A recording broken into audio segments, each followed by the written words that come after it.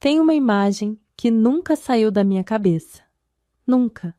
Por mais anos que passaram, por mais rugas que o tempo foi desenhando no meu rosto, essa imagem ficou guardada dentro de mim como uma fotografia velha dentro de uma caixinha de madeira. É a imagem da minha mãe na frente do espelho. Ela estava de costas para mim, mas eu via o reflexo dela naquele espelho manchado, cheio de pontos escuros onde o estanho havia cedido. Ela ficou ali parada, quieta, por um tempo que pareceu longo demais para uma criança entender. E então, ela sorriu. Sorriu de um jeito que eu nunca tinha visto antes, com a boca toda aberta, os dentes à mostra, os olhos fechados, como quem respira fundo depois de quase afogar. Eu tinha uns 10, 11 anos naquele dia. Mas eu entendi, com a sabedoria estranha que só as crianças pobres têm, que aquele sorriso não era simples. Aquele sorriso tinha custado sangue, lágrima e anos de humilhação. Aquele sorriso era uma vitória. Minhas amigas, meu nome é Rosa Maria. Tenho 77 anos vividos, e a história que eu trago para vocês hoje não é só minha. Ela é, antes de tudo, da mulher que me fez. A mulher que passou pela vida como quem atravessa um campo de pedras descalça, sem reclamar, sem parar, olhando sempre para frente. Essa mulher era a minha mãe, Aparecida.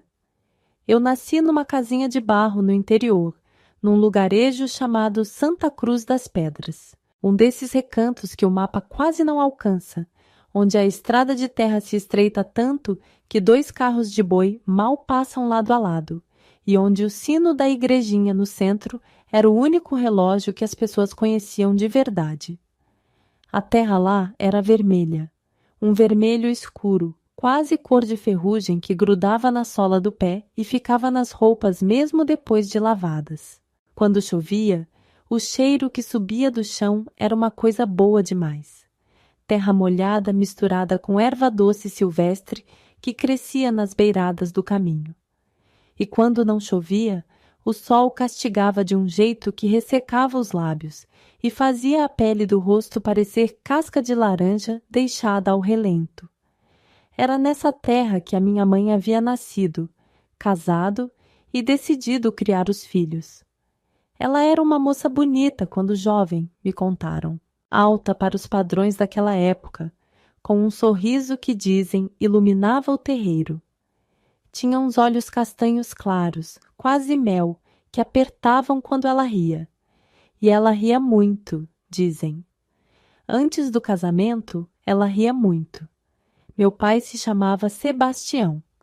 Era filho de uma família que tinha tido terra um dia e carregava isso como se ainda tivesse.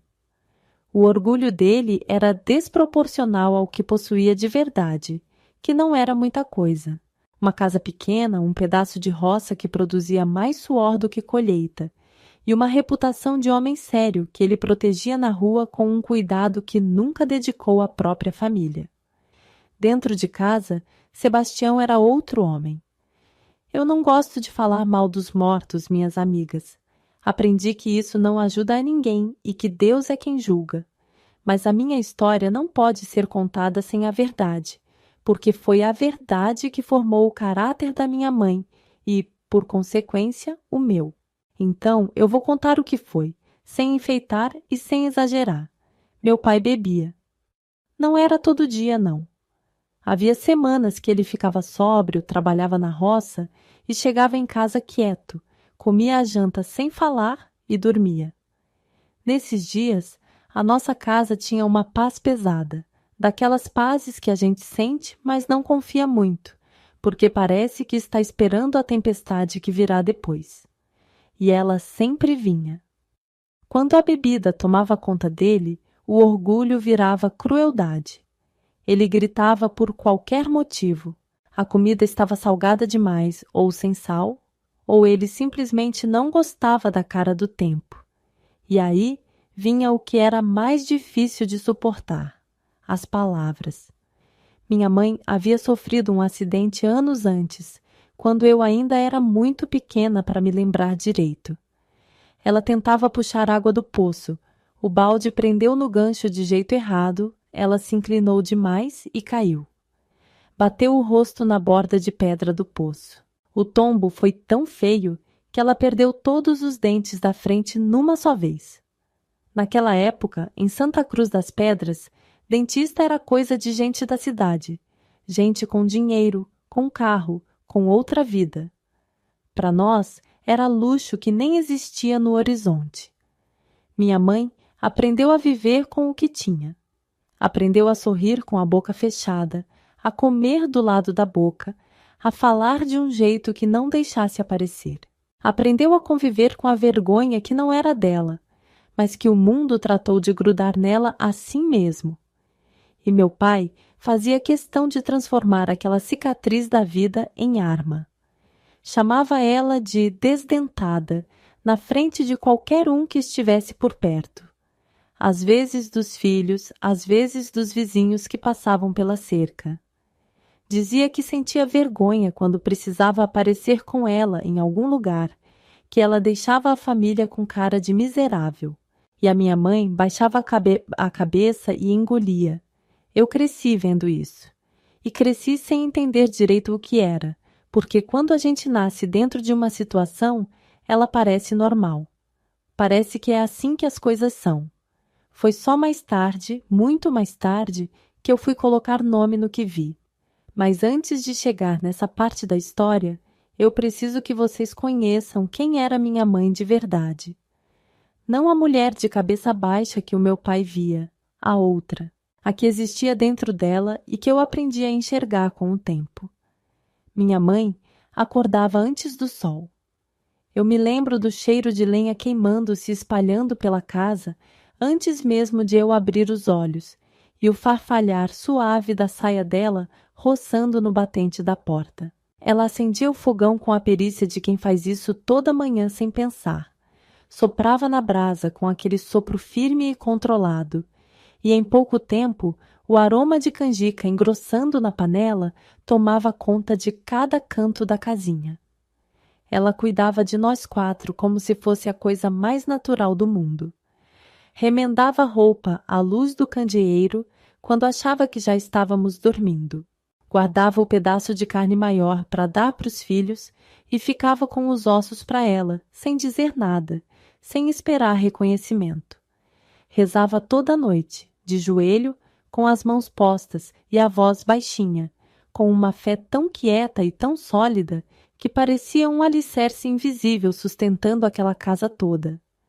Essa era a mulher que o meu pai chamava de inútil. E é sobre essa mulher que eu vim contar hoje. Sobre o dia em que ela parou de engolir. Sobre a força que nasceu de dentro do desespero. E sobre aquele sorriso, largo e livre na frente do espelho manchado, que foi a coisa mais bonita que eu já vi na vida. Fiquem comigo, minhas queridas. Essa história vai doer um pouco, mas eu prometo que o final vale cada lágrima. Uma palavra do coração antes de continuar.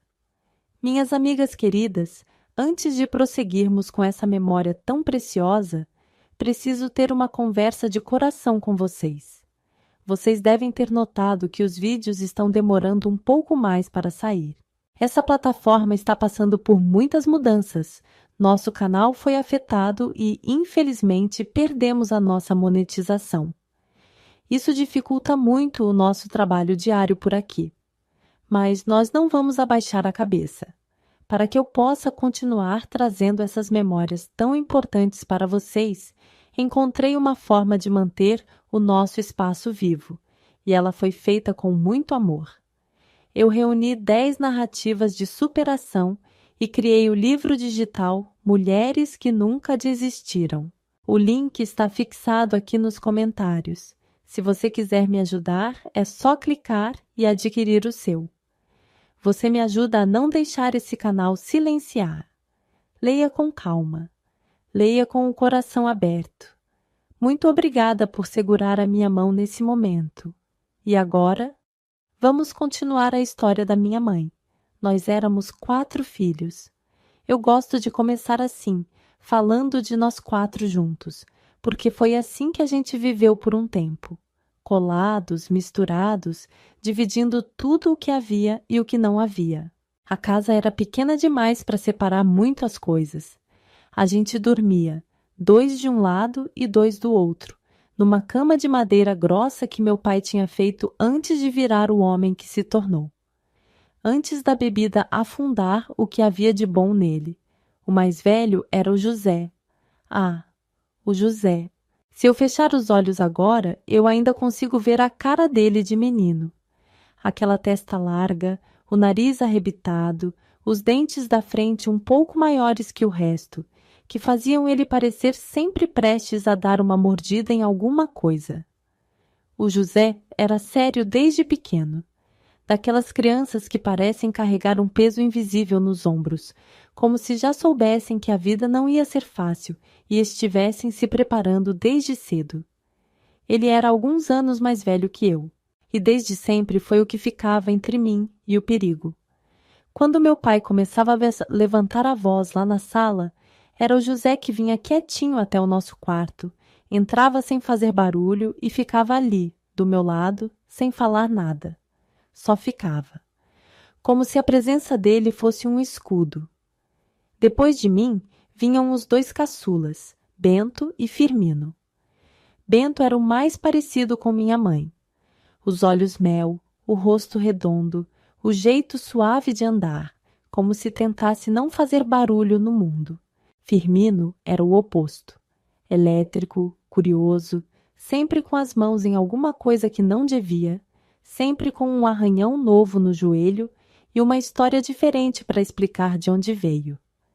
Era o tipo de criança que enche uma casa de vida, que faz a gente rir sem querer, mesmo nos dias difíceis. Eu amava aqueles 2 com uma força que criança não sabe nomear, mas sente inteiro.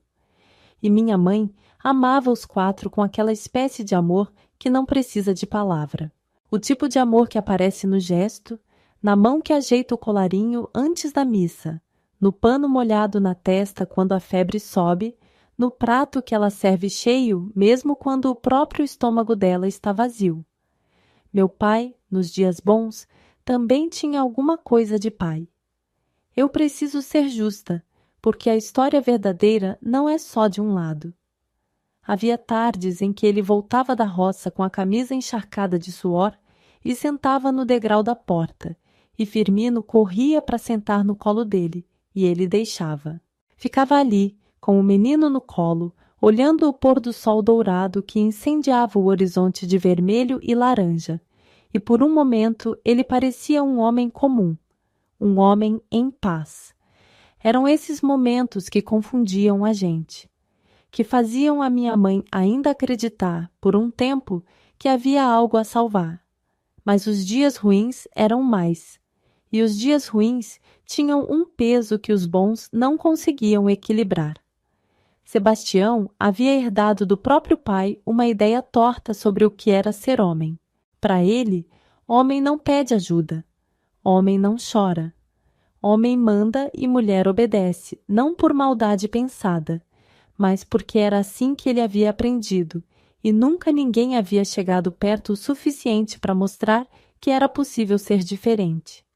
Isso não o absolve, mas ajuda a entender.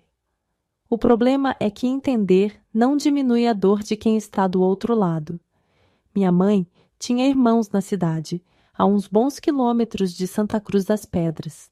2 irmãos, Jorge e Paulo, que de vez em quando mandavam notícias por quem passava pela estrada. Visitavam raramente, porque a vida na cidade também era corrida e o dinheiro nunca sobrava para a viagem. Mas quando vinham, a casa ficava mais leve. Meu pai ficava mais quieto. Como se a presença dos cunhados fosse um lembrete de que o mundo existia além das paredes daquela casa e que havia olhos de fora que podiam ver. Minha avó, a mãe de Aparecida, se chamava Zenaide. Era uma senhora miúda, de voz firme e fé inabalável, que vivia sozinha num sítio a uns 20 minutos de caminho dali. Ela vinha nos visitar quando podia, trazendo sempre alguma coisa, um punhado de farinha, uma galinha, frutas do quintal. E quando ela chegava, minha mãe ficava diferente. Os ombros baixavam. A respiração ficava mais funda. Era como se a Aparecida voltasse a ser filha por algumas horas e pudesse descansar de ser tudo para todos os outros. A vovó Zenaide enxergava tudo. Eu tenho certeza disso. Ela olhava para minha mãe com aqueles olhos pequenos e fundos, e eu via a preocupação atravessando o rosto dela como uma nuvem passando na frente do sol.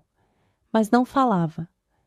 Naquele tempo, em lugares como o nosso, o que acontecia dentro de casa ficava dentro de casa. Era uma lei não escrita que todo mundo respeitava, mesmo quando não devia. Eu me lembro de uma tarde específica. Devia ser época de colheita, porque o ar cheirava a cana cortada e a fumaça de queimada vinha de longe em longe. A vovó Zenaide estava sentada na cadeira de palha que ficava encostada na parede da sala, e minha mãe estava de pé, a poucos passos dela, dobrando um lençol branco. As duas não falavam, mas havia uma conversa acontecendo entre elas que não precisava de palavra nenhuma. A vovó olhou para minha mãe por um longo tempo, e então disse devagar, com aquela voz que parecia vir de dentro da terra: Aparecida, você ainda está de pé. Não era uma pergunta, era uma constatação. E minha mãe parou de dobrar o lençol, ficou com ele meio aberto nas mãos e respondeu com uma voz que eu quase não ouvi: Ainda estou, mãe. Eu não entendi na hora o que aquilo significava, mas guardei. As crianças guardam muito mais do que os adultos pensam. Foi com essa família que eu aprendi as primeiras lições da vida. Com o José, aprendi que lealdade não precisa de discurso. Com o Bento, aprendi que gentileza é uma forma de coragem. Com o Firmino, aprendi que alegria é uma resistência. E com minha mãe, aprendi tudo o mais que importa.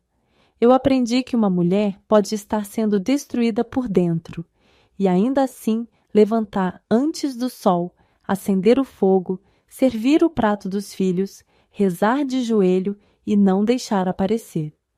Não por fraqueza, mas porque ela ainda estava calculando, ainda estava esperando o momento certo, ainda estava juntando dentro dela uma força que ninguém suspeitava que existia.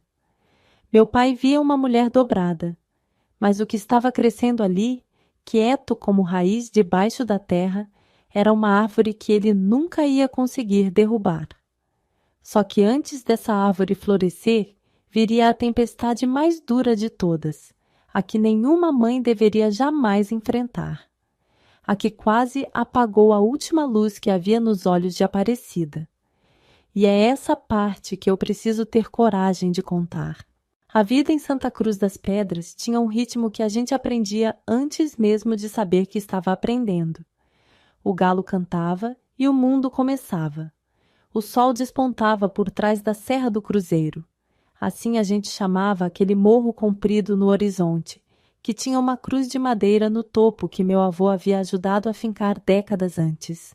Quando o sol tocava a ponta daquela cruz, a luz se espalhava em dourado por cima da roça, pelos telhados de telha, pelo varal de roupa que balançava com o vento da manhã. Era quase bonito demais para um lugar tão pobre. A casa da gente tinha 3 cômodos, sala e cozinha praticamente juntas, separadas só por uma meia parede que meu pai havia começado a construir um dia e nunca terminado. 2 quartos. O banheiro era do lado de fora, como era em quase toda a casa daquela rua de terra. No quintal, minha mãe tinha um canteiro comprido onde cultivava coentro, cebolinha e uma roseira cor-de-rosa que ela regava com uma atenção diferente das outras plantas, como se aquelas flores fossem o único luxo que a vida havia esquecido de tirar dela. Eu me lembro de acordar muitas manhãs com o cheiro de bolo de fubá assando. Minha mãe fazia isso nos domingos, quando havia farinha sobrando. O aroma invadia o quarto como uma promessa, e a gente saltava da cama antes mesmo de estar bem acordado, porque o nariz já havia tomado a decisão pelo corpo inteiro. Era nesses momentos que a nossa casa parecia uma casa de verdade. Que o barulho do rádio de pilha na janela da cozinha tocando uma toada de viola parecia coisa de família feliz. E talvez fôssemos, às vezes, em pedaços. Minha mãe tinha uma organização silenciosa que eu só fui admirar de verdade quando já era adulta. Ela sabia exatamente quanto havia de feijão na lata, quantos dias aquilo durava, quando precisava pedir fiado no armazém do seu Raimundo, ali na esquina. Sabia qual roupa de cada filho estava precisando de remendo antes do remendo aparecer. Sabia quando o José estava quieto demais, quando Firmino estava com febre antes da febre aparecer no termômetro. Ela administrava aquela casa com uma precisão que nenhum homem orgulhoso como meu pai quis enxergar, porque enxergar seria admitir que ela era capaz. E admitir isso significava que a história que ele contava de si mesmo, a do homem que sustentava tudo, não era bem assim. Sebastião trabalhava na roça, sim. Mas o que ele ganhava escorregava entre os dedos com uma facilidade que a gente foi entendendo com o tempo. Havia os dias de feira em que ele sumia de tarde e voltava de noite com o passo torto e o hálito pesado.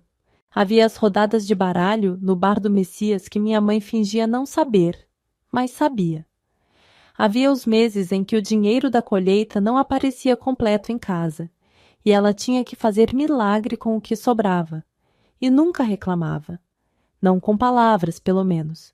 Mas eu a vi, mais de uma vez, parada em frente à lata do feijão, com a colher na mão, fazendo uma conta de cabeça que o rosto dela entregava antes da boca. Um aperto nos lábios. Um sopro suave pelo nariz. E então, ela fechava a lata, colocava a colher de volta e começava a preparar o que havia para preparar. Havia uma vizinha que morava 3 casas abaixo, Dona Coló, que era o tipo de pessoa que sabia de tudo antes de acontecer e que não conseguia guardar uma notícia por mais de 1 hora. Ela vivia encostada na cerca com algum comentário, sempre começando com aquele jeito dela de puxar o ar antes de falar, como se fosse dar um mergulho. Aparecida, eu vi o Sebastião ontem na venda do Messias até tarde, hein? Minha mãe respondia sem parar o que estava fazendo. Ele foi resolver um negócio, e pronto. Fechava o assunto com uma dignidade que eu achava misteriosa quando criança. Hoje eu sei que aquilo não era resignação, era proteção. Ela protegia a imagem do pai e dos filhos para que a gente não carregasse aquilo como vergonha. Ela engolia para não passar para nós. O quanto isso deve ter pesado, meu Deus! Os dias seguiam assim, numa alternância que a gente já conhecia de memória. Semanas calmas, onde Sebastião chegava sóbrio e a casa respirava. E então vinham as noites difíceis, que começavam sempre do mesmo jeito. O portão rangendo mais tarde do que devia, o passo arrastado no chão de cimento, a voz mais grossa que o normal pedindo a janta, como se fosse uma ordem dada a um subordinado. Nessas noites, eu fingia dormir. Ficava com os olhos fechados na escuridão do quarto e ouvia. Ouvia o tom da voz do meu pai crescendo.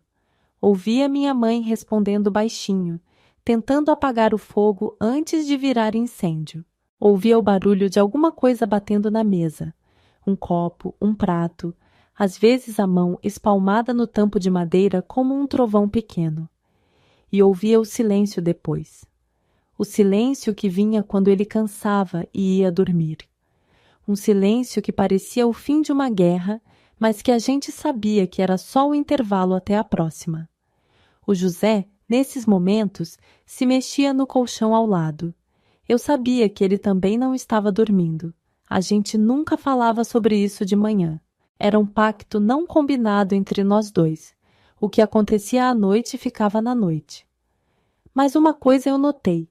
Num período que devia ser quando os caçulas tinham ainda bem pequenos, Firmino estava tossindo havia dias.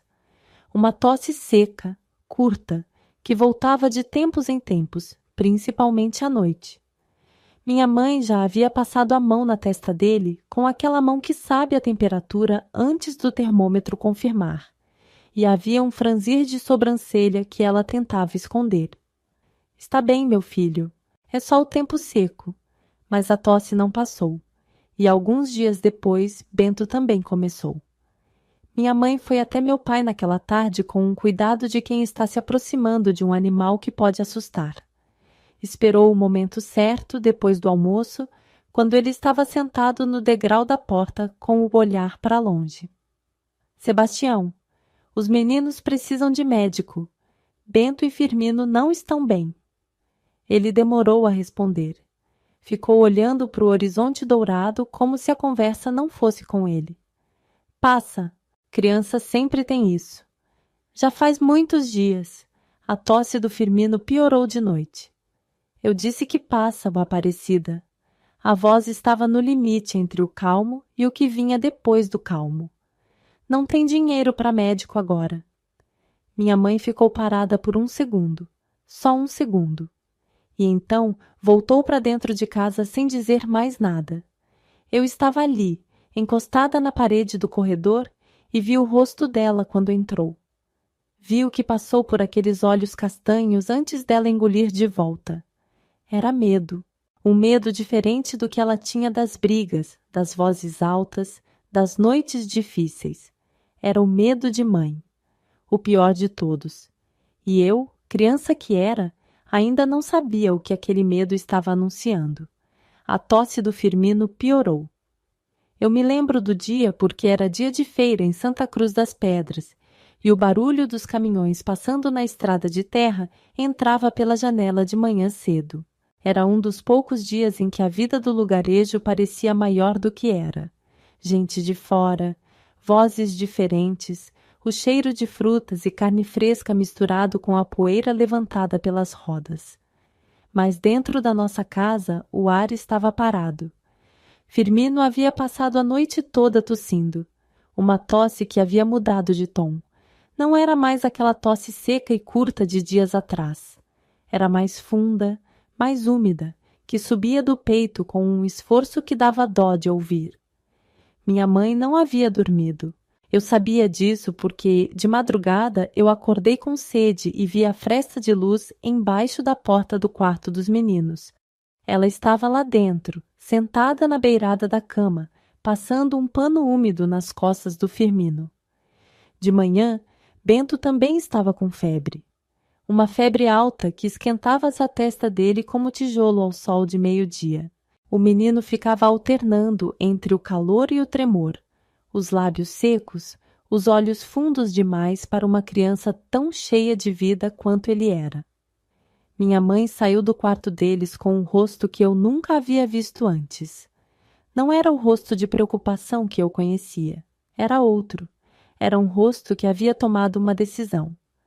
Ela foi até onde meu pai estava, sentado à mesa com um pedaço de broa e o olhar vago de quem não dormiu bem, e disse sem rodeio: Sebastião, eu preciso levar os meninos para o médico hoje. Bento está com febre alta e o Firmino está pior da tosse. Isso não é coisa que passa sozinha. Meu pai mastigou devagar. Olhou para ela. Olhou para o pedaço de broa. Olhou de volta para ela. Eu já falei. Não tem dinheiro. Então a gente pede emprestado. Com seu Raimundo, com alguém da família. Não vou ficar pedindo esmola por causa de gripezinha de criança. A voz havia endurecido. Você fica exagerando, Aparecida. Menino é assim, sai de uma e entra em outra. Minha mãe ficou olhando para ele por um tempo que me pareceu longo. Depois virou as costas e voltou para o quarto dos meninos. Eu estava no corredor, imóvel, com o coração batendo num ritmo que não era o meu. Tinha uma coisa que eu não conseguia entender na época, mas que ficou gravada em mim como marca a ferro quente. Meu pai não havia nem perguntado como os meninos estavam. Não havia levantado da cadeira. Não havia ido até o quarto dar uma olhada. Ele havia ficado com o pedaço de broa na mão, olhando para o nada. Os dias que se seguiram foram os mais longos que eu já vivi até então. Minha mãe tentou de tudo o que estava ao alcance dela. Fez vaporizações com erva doce que colhia na beirada do quintal. Trocou os panos molhados na testa de Bento a cada 2 horas. Ficava acordada de noite, ouvindo a respiração dos dois, avaliando se estava melhor ou pior. Rezava com uma urgência diferente, não a reza calma de toda noite, mas uma reza de quem está negociando com Deus. A vovó Zenaide apareceu num desses dias, trazida por algum pressentimento que as mães velhas têm. Chegou com um embrulho de ervas do sítio dela e um olhar que varreu o quarto dos meninos e depois varreu o rosto da filha. E eu vi o momento em que ela entendeu a gravidade do que estava vendo. Ela chamou minha mãe para fora e as duas conversaram baixinho no corredor. Eu não ouvi tudo, mas ouvi a vovó Zenaide dizendo, com aquela voz firme dela: Aparecida, esses meninos precisam de médico de verdade. Não é mais coisa para chá e pano molhado. Eu sei, mãe, eu sei. Então, o que está esperando? Houve uma pausa. E minha mãe respondeu numa voz tão baixa que eu quase não ouvi. Ele não deixa. A vovó Zenaide ficou quieta. Um silêncio que pesa. E então disse uma coisa que na época eu não entendi completamente, mas que ficou em mim como uma semente que demora anos para brotar. Aparecida. Uma hora vai chegar o momento em que você vai ter que escolher entre o medo dele e o amor por esses filhos. E quando esse momento chegar, eu quero que você saiba que eu estou do seu lado. Minha mãe não respondeu, mas eu vi, pelo ângulo em que eu estava, ela alcançar a mão da vovó e apertar. Só isso. A vovó Zenaide ficou mais 2 dias. Meu pai ficou mais quieto enquanto ela estava lá. Nunca levantava a voz quando havia visita. Era um dos poucos freios que funcionavam nele, o olhar de fora. Com ela ali, a casa respirou um pouco. Mas quando a vovó foi embora, levando o cheiro de alfazema do vestido dela e a voz firme que prendia meu pai num comportamento civilizado, o peso voltou a pousar sobre os ombros de minha mãe como um pássaro escuro que não encontra outro galho. Na semana seguinte, o Firmino acordou com febre também. Até então, a febre era só do Bento. A tosse do Firmino havia sido o primeiro sinal, mas a febre havia chegado nele depois. Ver os dois com febre ao mesmo tempo foi como ver 2 velas apagando juntas. Minha mãe passou a mão na testa do menino, fechou os olhos por um segundo e quando os abriu, havia uma determinação ali que eu nunca tinha visto antes. Ela foi até a gaveta onde guardava o dinheiro do leite, um dinheirinho pequeno que ela juntava guardando centavo por centavo, escondida do meu pai, sem que ele soubesse. Era o seu segredo de sobrevivência. Contou as cédulas amassadas sobre essa mesa da cozinha, com os lábios se movendo em silêncio, e ficou olhando para o montante por um tempo. Não era suficiente. Não chegava nem perto do que uma consulta e um remédio custariam na cidade. Ela dobrou o dinheiro, guardou no bolso do avental e fez uma coisa que eu nunca havia visto ela fazer antes. Foi até o vizinho do lado, seu Geraldo, um homem calado e de bem com todo mundo, e pediu emprestado, sem consultar meu pai, sem pedir permissão. Quando meu pai chegou naquela tarde e soube, o barulho que fez acordou os meninos doentes lá no quarto. Você foi pedir dinheiro ao vizinho? Você foi mendigar na porta dos outros sem me perguntar? Os meninos precisam de médico, Sebastião. Eu mando nessa casa. Você não faz nada sem a minha palavra. Minha mãe ficou de pé no meio da cozinha, com as mãos na borda da pia e não recuou. Não disse mais nada. Ficou parada, como raiz, enquanto a tempestade passava ao redor dela. No dia seguinte, ela levou os meninos para o médico na cidade. Sozinha, de ônibus, com os 2 no colo e na beira do assento, um de cada lado. O médico examinou os 2 com aquela seriedade de quem sabe o que está vendo. Receitou os remédios, deu as instruções. e disse uma frase que minha mãe repetiu para mim anos depois, quando eu já era moça. A senhora demorou um pouco, mas chegou a tempo. Chegou a tempo. Minha mãe saiu do consultório com aquelas palavras dentro do peito como uma faca e uma bênção ao mesmo tempo. Uma faca porque eram um lembrete dos dias perdidos, da resistência do meu pai, do tempo que havia custado. Uma bênção porque ainda havia tempo. Os meninos ainda podiam ser salvos. Ela comprou os remédios com o dinheiro do seu Geraldo. Voltou para Santa Cruz das Pedras no último ônibus da tarde, com os 2 meninos dormindo no banco ao lado dela, a cabeça do Firmino apoiada no ombro dela, o calorzinho de febre que ainda não havia cedido, aquecendo o braço dela como um brasa encostada. E ela ficou olhando pela janela do ônibus enquanto a paisagem passava, a terra vermelha, os pastos secos, o céu que ia ficando cor de brasa à medida que o sol descia. E eu imagino que ela tenha pensado muita coisa naquele trajeto, mas ainda não sabia, nenhuma de nós sabia, que aquela batalha era apenas o prenúncio de uma dor muito maior que estava esperando logo adiante. Os remédios fizeram efeito. Por alguns dias, a nossa casa voltou a ter aquele cheiro de coisa que vai melhorar. O Firmino parou de tossir tanto. Bento foi descendo a febre devagar, como quem sai de um pesadelo e ainda leva um tempo para reconhecer que está acordado. Minha mãe ia até o quarto deles de hora em hora, colocava a mão na testa de um e do outro, e quando encontrava a pele mais fresca, eu via um alívio tão grande nos olhos dela que parecia ela mesma estivesse sendo curada. Foi a semana mais calma que eu me lembro daquele período. Meu pai ficou mais quieto também. Não sei se era culpa, não sei se era alívio, não sei se era só o acaso. Sebastião não era um homem de mostrar o que sentia por dentro. Havia uma parede grossa entre o interior dele e o mundo, e eu nunca soube direito o que vivia do outro lado dessa parede.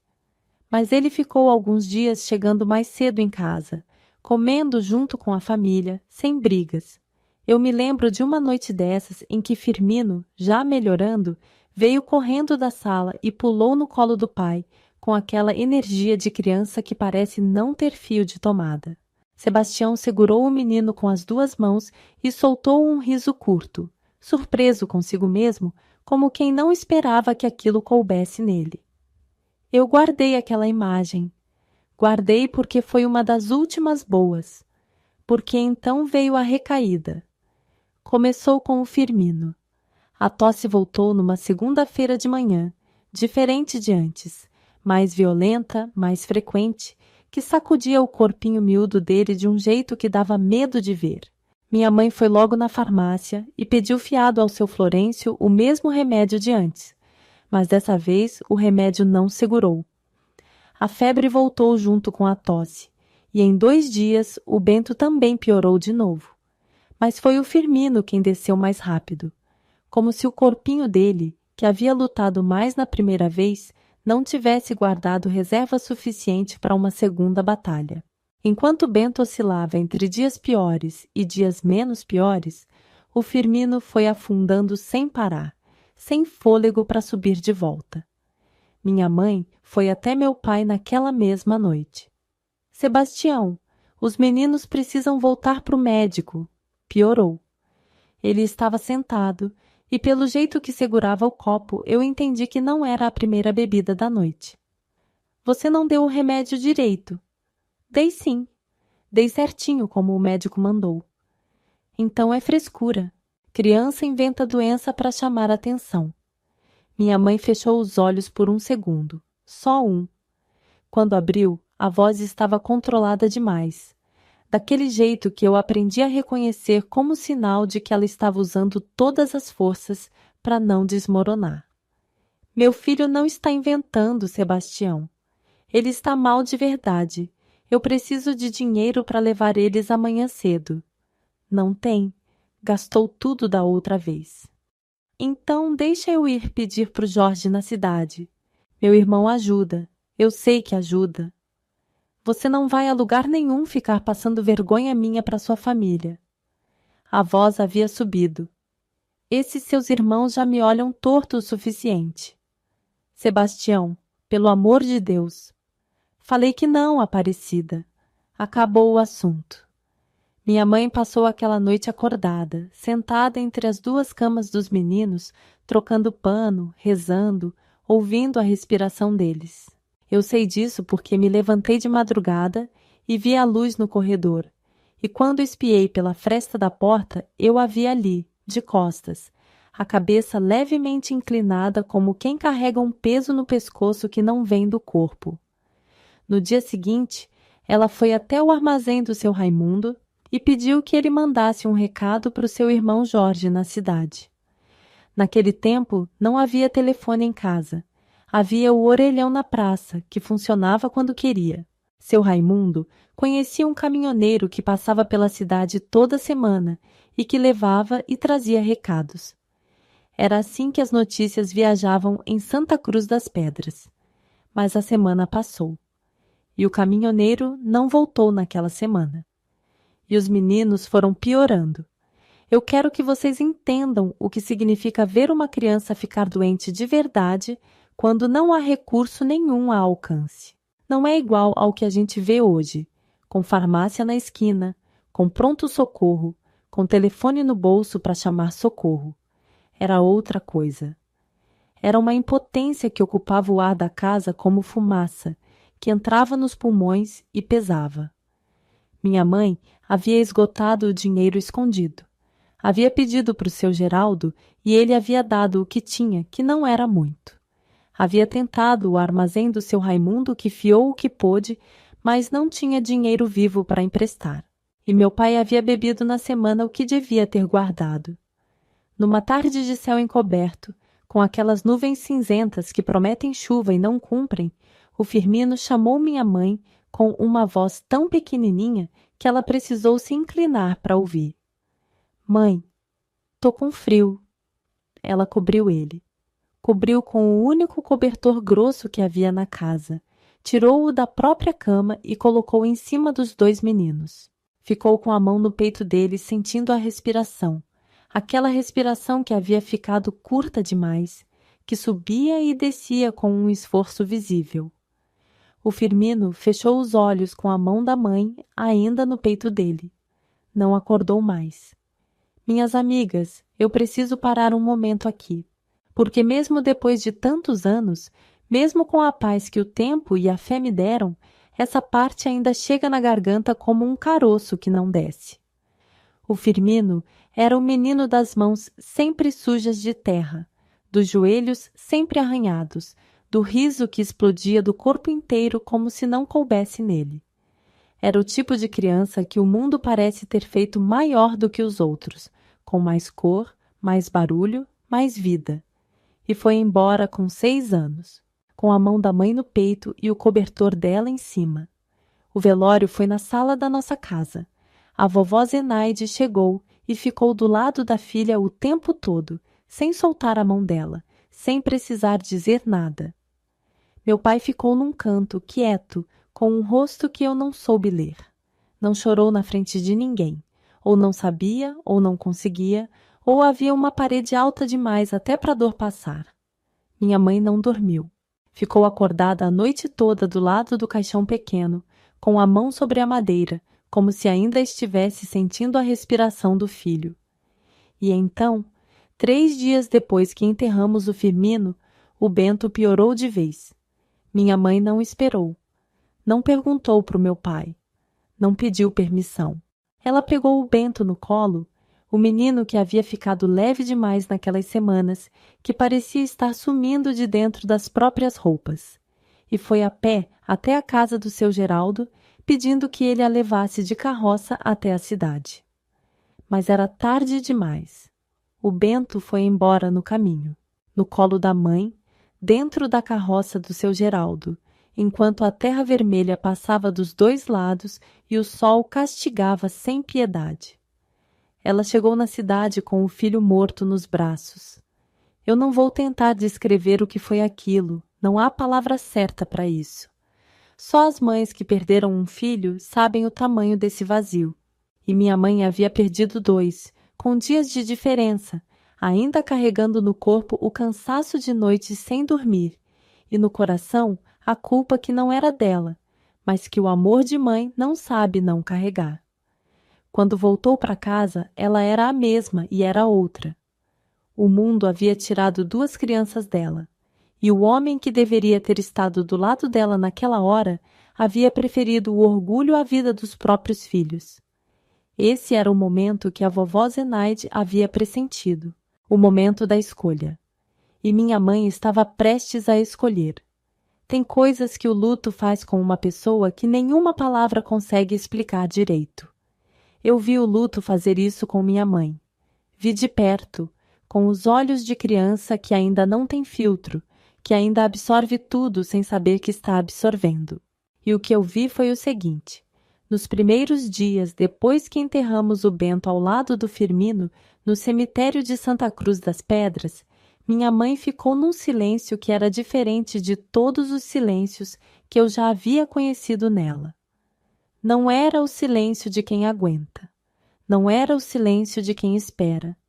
Era o silêncio de quem está do outro lado de alguma coisa e ainda não sabe como voltar. Ela se movia pela casa como se estivesse dentro d'água, devagar, com aquele olhar que passa pelas coisas sem pousar em nenhuma. Esquecia a panela no fogo. Sentava na cadeira da sala e ficava olhando para o quintal por um tempo longo demais, os olhos fixos na roseira cor-de-rosa que ela havia plantado. Aquela roseira que ela sempre regava com tanto cuidado, mas sem realmente ver. Eu não sabia o que fazer. Com quase 10 anos, a gente não sabe o que fazer com a dor dos adultos. A gente fica em volta, chega perto, se afasta, chega de novo. Eu ficava aparecendo no mesmo cômodo que ela, sem motivo, só para estar perto.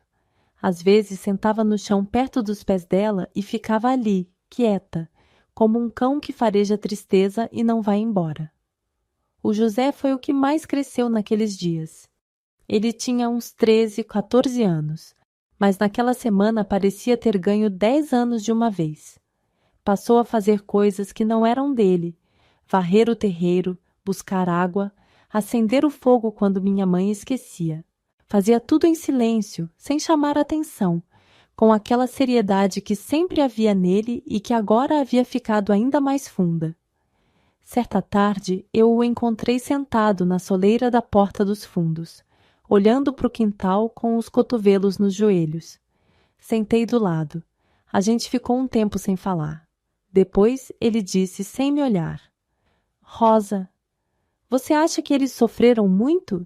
Eu não soube responder, mas alcancei a mão dele e segurei. E ficamos assim até o sol acabar de descer atrás da Serra do Cruzeiro e o céu ficar daquela cor de brasa apagando. Meu pai, nos dias depois do enterro, ficou diferente também. Mas diferente de um jeito que me confundiu durante muito tempo. Ele não ficou mais gentil. Ficou mais irritável, mais fechado, como se a culpa que não cabia dentro dele estivesse pressionando de dentro para fora e ele não soubesse o que fazer com aquela pressão a não ser transformá-la em raiva. E então aconteceu o que eu nunca esperava. Numa noite, com a casa ainda com aquele peso de luto que levava dias para dissipar, meu pai chegou tarde. Eu ouvi o portão. Ouvi o passo. Reconheci antes mesmo de ele entrar que não era uma boa noite. Fiquei imóvel na cama, com os olhos abertos no escuro. Ouvi a voz dele na cozinha, grossa e errada. Onde está minha janta? E então ouvi algo que nunca havia ouvido antes. A voz da minha mãe, firme, sem o tremor de costume. Não fiz janta para você hoje, Sebastião. Houve um silêncio. Pesado. O quê? Você ouviu. Aparecida, eu chego em casa depois de um dia de trabalho e você...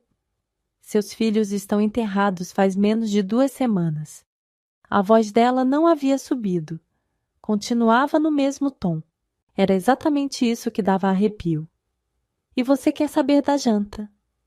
O silêncio que veio depois foi diferente de todos os outros silêncios que eu havia ouvido naquela casa. Era um silêncio de choque, como se o chão tivesse cedido levemente sob os pés do meu pai e ele ainda estivesse tentando entender o que havia mudado. Ele recomeçou a falar, mais alto dessa vez, cobrando, exigindo, mas minha mãe não recuou. Não respondeu com choro, não respondeu com súplica. Ficou em pé no meio da cozinha como uma estaca fincada no chão e deixou as palavras dele passarem sem entrar. Eu fiquei na cama aquela noite sem dormir, com o coração batendo forte, esperando o pior. Mas o pior não veio. Em algum momento, meu pai foi embora para o quarto e a casa voltou ao silêncio. Na manhã seguinte, minha mãe estava de pé antes do sol, como sempre. Mas havia algo diferente no jeito que ela se movia. Uma leveza que não era alegria. Era outra coisa. Era o jeito que uma pessoa anda quando larga um peso que estava carregando há tempo demais. Ela havia passado para o outro lado de alguma coisa durante aquelas semanas de luto. A perda dos meninos havia feito nela o que nenhuma humilhação havia conseguido. Havia queimado o medo. Como quando uma enxurrada lava uma encosta e no dia seguinte a terra está diferente, mais firme, mais vermelha, mais ela mesma. O sofrimento havia lavado alguma coisa de dentro da minha mãe, e o que ficou era um núcleo duro e quente que não dobrava mais. Eu entendi isso aos poucos, observando os pequenos sinais. Ela parou de abaixar a cabeça quando meu pai falava. Não que passasse a se enfrentar. Ainda havia uma prudência nela, uma sabedoria de quem conhece o terreno. Mas o abaixar de cabeça automático, aquele reflexo de submissão que eu havia visto a vida toda, havia sumido. Quando meu pai dizia algo cruel, ela simplesmente não reagia. Não com medo, não com choro. Ficava quieta como pedra. E isso irritava meu pai muito mais do que qualquer resposta. Certa tarde, com o sol de fim de tarde tingindo a cozinha de dourado, meu pai chegou cedo e começou com as palavras de sempre. Chamou ela pelo apelido que usava quando queria ferir. Disse as coisas que ele sabia que machucavam. E minha mãe, que estava lavando louça, continuou lavando louça. Meu pai foi perto dela. — Você está me ouvindo? Ela virou o rosto lentamente e o encarou.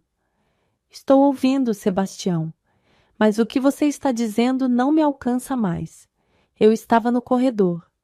Vi a expressão do meu pai mudar. Vi a raiva misturar com algo que eu demorei anos para identificar. Era desorientação. Era o desconforto de quem sempre usou o medo como ferramenta e de repente descobre que a ferramenta não funciona mais. Minha mãe havia mudado. E ele percebia que havia mudado, mas não entendia como nem porquê.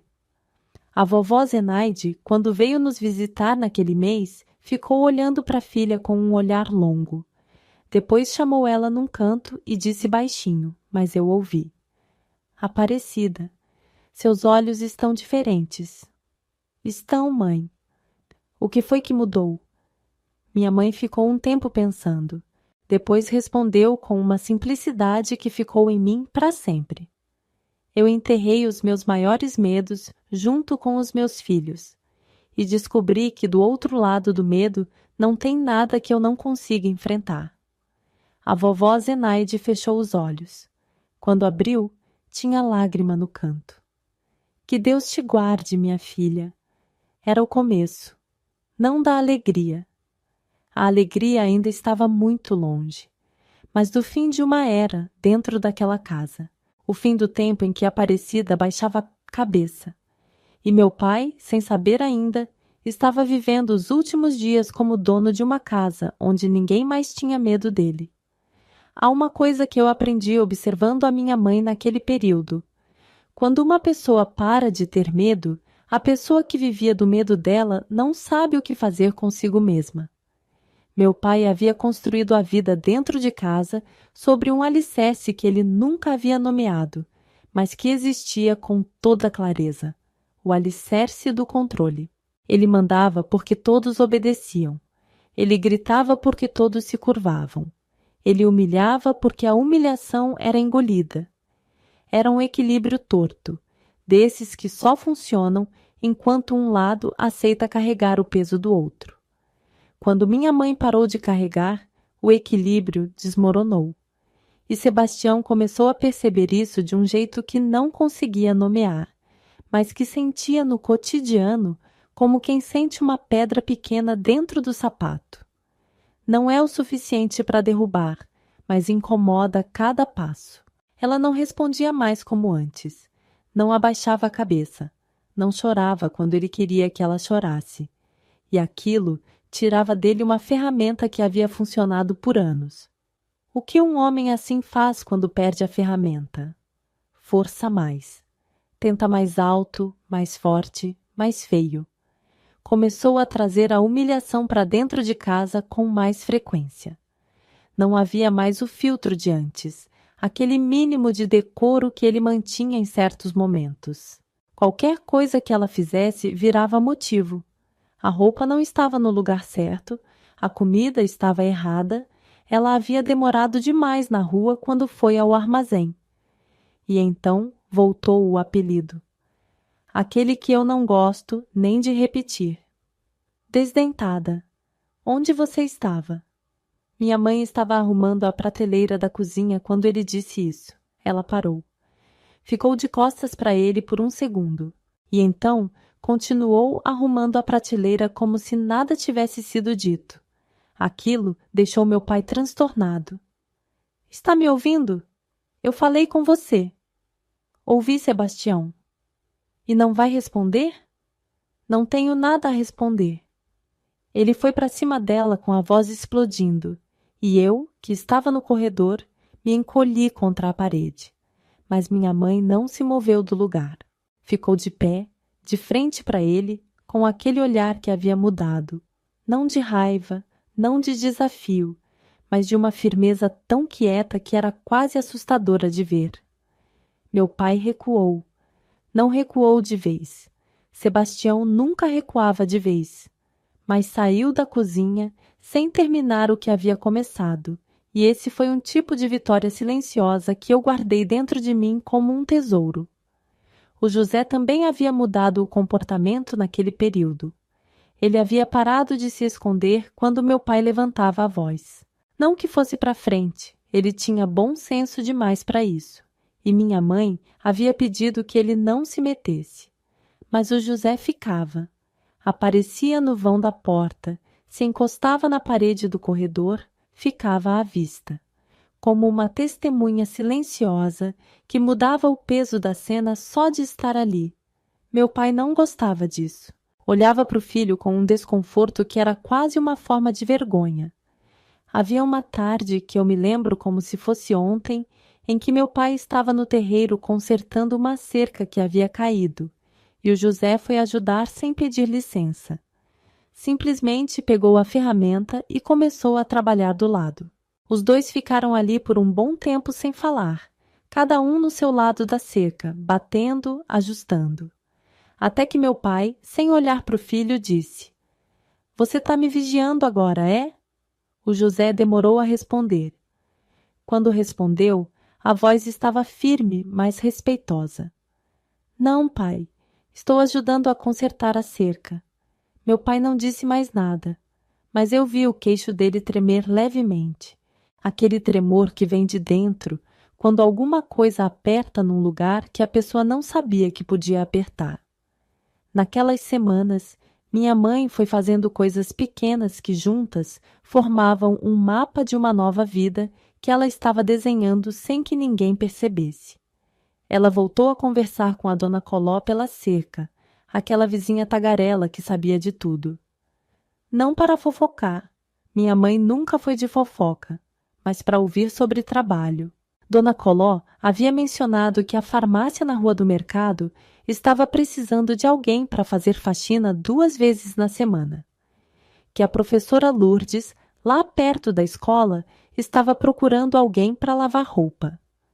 Minha mãe ouvia tudo com atenção, E eu a via processando aquelas informações com aquele jeito calculado dela, como quem está montando um quebra-cabeça na cabeça antes de tocar nas peças. Certa manhã, ela me chamou para o quintal. Sentamos as duas no degrau dos fundos e ela colocou o braço em volta dos meus ombros de um jeito que era raro. Ela não era de muitos gestos físicos de carinho, não porque não amasse, mas porque a vida havia ensinado que ternura podia ser usada como fraqueza. Aquele abraço, então, tinha um peso especial. Rosa, eu quero te fazer uma pergunta e você me responde com sinceridade. Sim, mãe.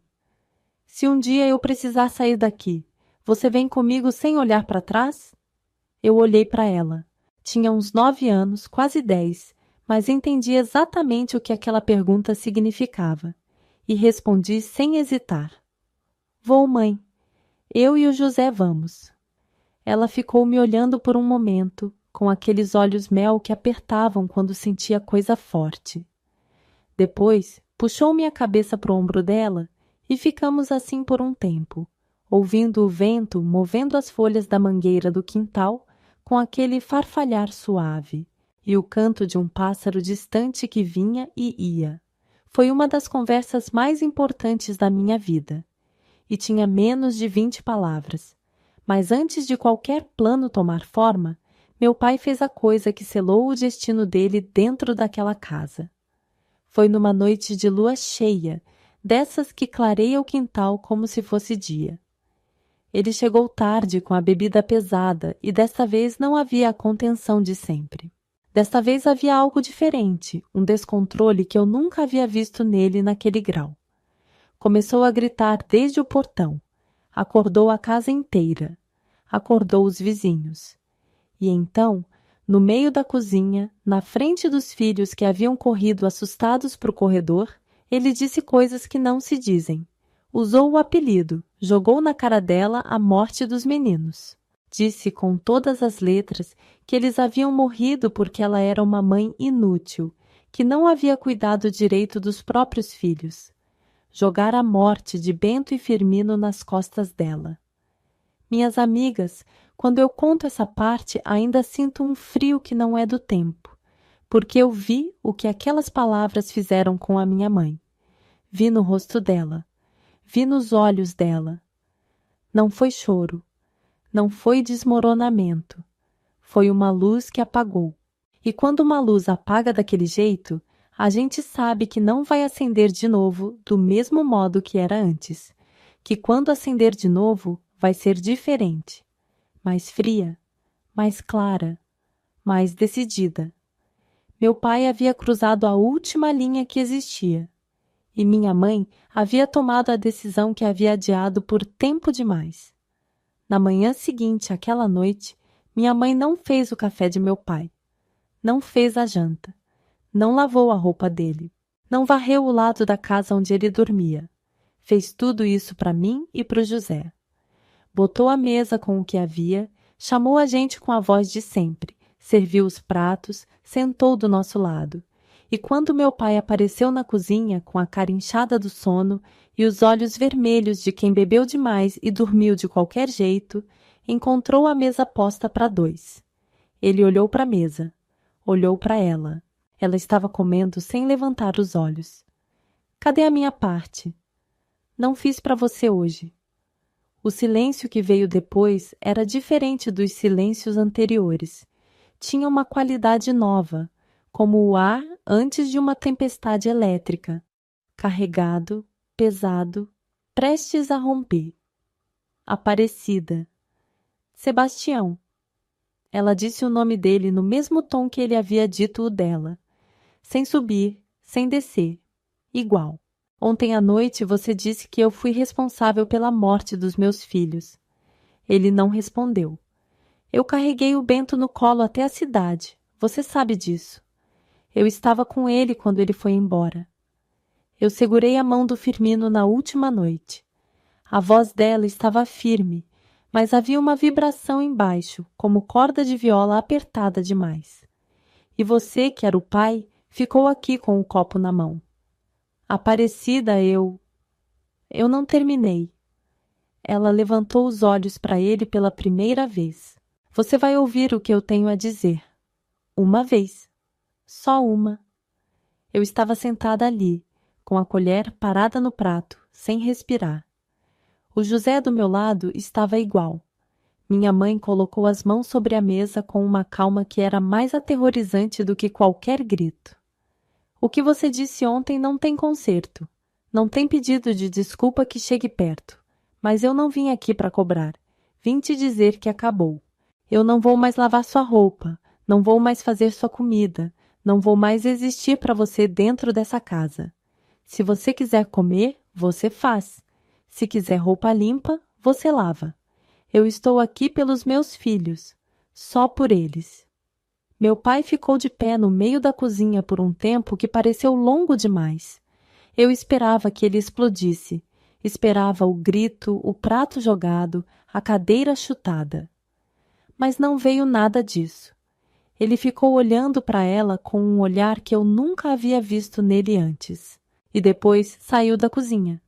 Aquilo foi pior do que qualquer briga, porque a gente não sabia o que viria depois.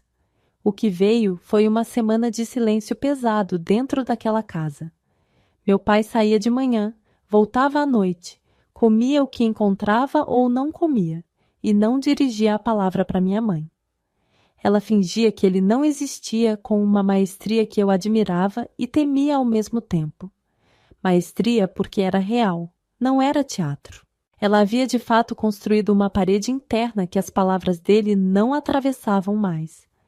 Mas havia uma coisa que eu percebi naqueles dias e que só fui entender completamente muito mais tarde. Minha mãe estava com medo, sim. Não do meu pai. Estava com medo do futuro, de como ia sustentar 2 filhos sozinha, de onde ia morar, do que os vizinhos iam dizer, das contas que não iam fechar. Eram medos reais, práticos, do tipo que não deixa dormir. E foi nessa semana que ela mandou o recado para o irmão Jorge. Desta vez, o recado chegou. Seu Raimundo do armazém conhecia um homem que tinha telefone em casa e que ligava de vez em quando para a cidade. Em 2 dias, o tio Jorge apareceu em Santa Cruz das Pedras numa caminhonete emprestada, com o irmão Paulo do lado, os dois com aquele jeito de quem foi chamado para uma coisa séria e está pronto. Eu nunca vou esquecer quando os dois entraram no quintal e minha mãe foi ao encontro deles. O Jorge era alto, mais alto que ela, e quando ele a abraçou, ela ficou pequena no abraço do irmão. E eu vi, pela primeira e única vez naquele período, ela deixar o choro vir. Não um choro de quem desmoronou, um choro de quem finalmente tem onde pousar o peso por um minuto. O Paulo ficou do lado, com a mão no ombro da irmã, quieto, deixando o momento ser o que era. Eles conversaram na sala por um tempo longo, com a porta fechada. Eu e o José ficamos no quintal, fingindo brincar de alguma coisa, com as orelhas tentando captar qualquer som. Não conseguimos ouvir as palavras, mas ouvimos o tom. Sério, baixo, sem explosão. Quando meu pai chegou naquela tarde e encontrou os cunhados na sala, algo passou pelo rosto dele que era inconfundível. Era o mesmo desconforto de sempre quando havia olhos de fora observando. Mas desta vez era diferente. Os cunhados não estavam de visita. Estavam ali com um propósito e ele sabia. O Jorge se levantou quando meu pai entrou. Os dois se olharam por um momento. Sebastião. A voz do Jorge era tranquila, mas tinha uma firmeza embaixo que não era convite para conversa. Nós viemos buscar nossa irmã e os sobrinhos. Meu pai tentou inflar o peito, tentou o tom de dono da situação. Isso é assunto de marido e mulher, Jorge. Você não tem nada a ver com... Eu tenho tudo a ver. O Jorge não levantou a voz. Não precisou. Ela é minha irmã. E aqueles são meus sobrinhos. E o que eu estou ouvindo sobre essa casa faz tempo que me diz que eu devia ter vindo antes. Houve um silêncio. E se eu não deixar? O Paulo, que havia ficado sentado até então, se levantou devagar. Era mais largo que o Jorge, de ombros que pareciam ter sido feitos de madeira grossa. Não disse nada. Só ficou de pé. Minha mãe estava encostada na parede do corredor e falou com aquela voz fria que eu já havia aprendido a reconhecer como a mais perigosa de todas. Se você encostar um dedo em mim, Sebastião, amanhã cedo eu vou na delegacia. Eu chamo meus irmãos, eles te arrastam para a praça, e eu vou gritar para Santa Cruz inteira que o grande homem da casa deixou os filhos morrerem à míngua por causa de cachaça. O quarto ficou quieto como poço fundo. Meu pai olhou para ela, olhou para os cunhados, olhou de volta para ela. E então, sem uma palavra, sem um gesto, ele foi até o quarto. Ouvimos o barulho de gaveta abrindo, de coisas sendo jogadas dentro de algum saco de pano. Em menos de 1 hora, ele saiu pela porta da frente com um embrulho embaixo do braço e desceu a estrada de terra sem olhar para trás. Eu estava na janela e fiquei olhando até a figura dele sumir na curva do caminho, engolida pela tarde que havia ficado cor de cobre no horizonte. O portão ficou aberto. E minha mãe foi até ele devagar, segurou as 2 folhas de ferro com as mãos e fechou. Com uma firmeza de quem fecha muito mais do que um portão. O silêncio que ficou na nossa casa depois que meu pai foi embora era diferente de todos os silêncios que eu já havia conhecido ali dentro. Não era o silêncio pesado de antes, aquele que a gente aprende a ler como sinal de perigo iminente. Não era o silêncio tenso das noites em que a gente fingia dormir e ouvia. Era um silêncio limpo, um silêncio que a gente podia habitar sem medo, que deixava a gente respirar fundo sem calcular primeiro se era seguro. Levei alguns dias para entender que aquilo era paz, que eu nunca havia conhecido a paz dentro de casa de verdade, e por isso não a reconheci de imediato. A vovó Zenaide veio morar com a gente logo depois. Não foi uma decisão longa.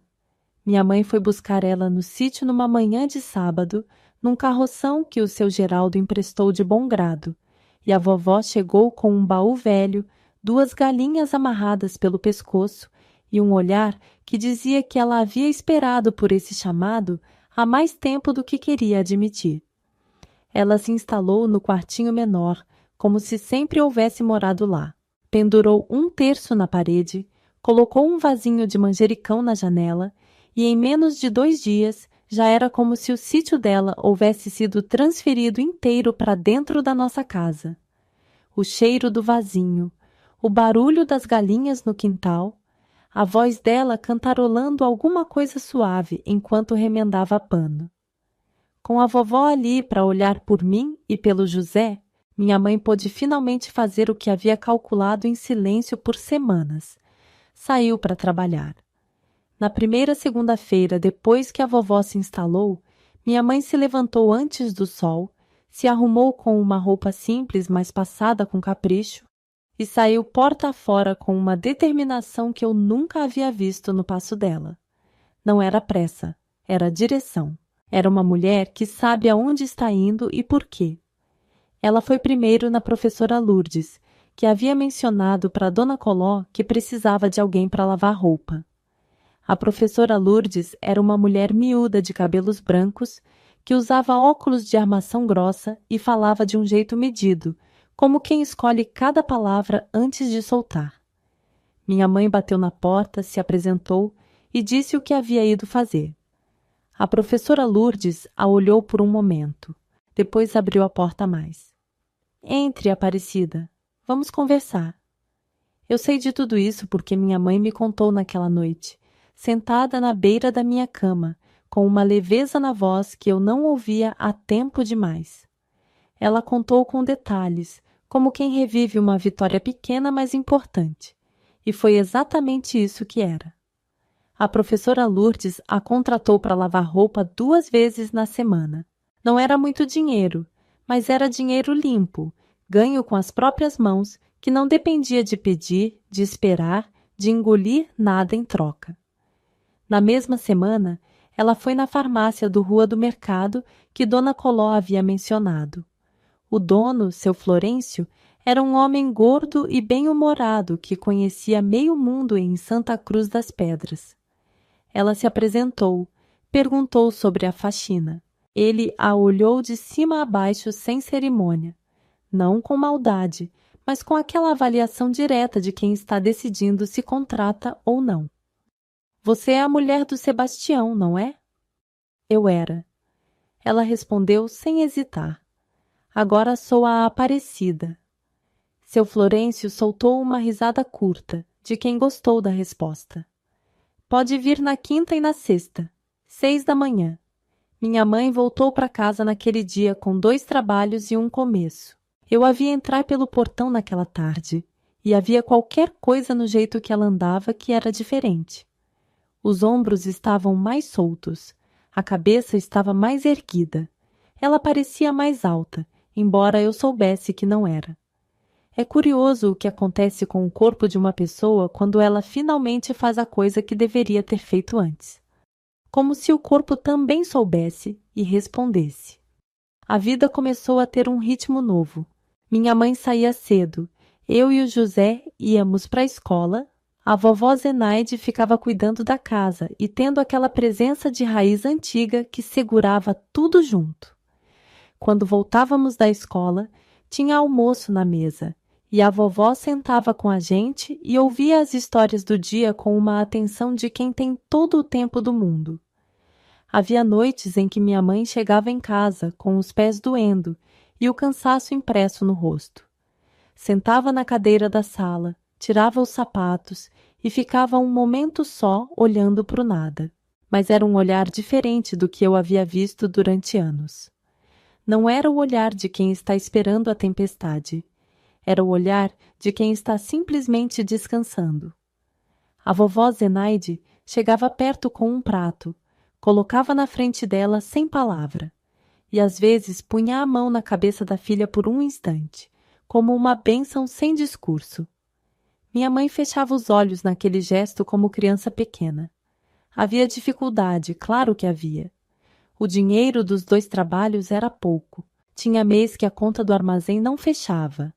E minha mãe precisava negociar o fiado com seu Raimundo, que era um homem bom e que fiava com uma paciência que eu hoje reconheço como uma forma de generosidade que não pede reconhecimento. Havia também o peso do que os vizinhos diziam, ou do que a gente imaginava que diziam.